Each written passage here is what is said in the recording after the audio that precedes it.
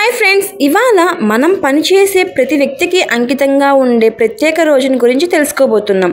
అదే మేడే లేదా అంతర్జాతీయ కార్మిక దినోత్సవం. మే 1వ తేదీన ప్రతి సంవత్సరం ప్రపంచవ్యాప్తంగా కార్మికుల కృషిని స్మరించుకుంటూ మేడే జరుపుకుంటారు. ఈ రోజు చరిత్ర 1886లో అమెరికాలో జరిగిన హే మార్కెట్ సంఘటన వరకు వెళ్తుంది.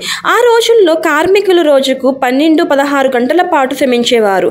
వారికి 8 గంటల పని సమయం కోసం జరిగిన పోరాటం, కొన్ని ప్రాణాలు కోల్పోయిన సంఘటనలు చివరికి కార్మికులకు న్యాయం దక్కేలా చేశాయి. భారతదేశంలో మేడే తొలిసారి 1923లో చెన్నైలో సింగరావేలి చెట్టియార్ నేతృత్వంలో జరపబడింది.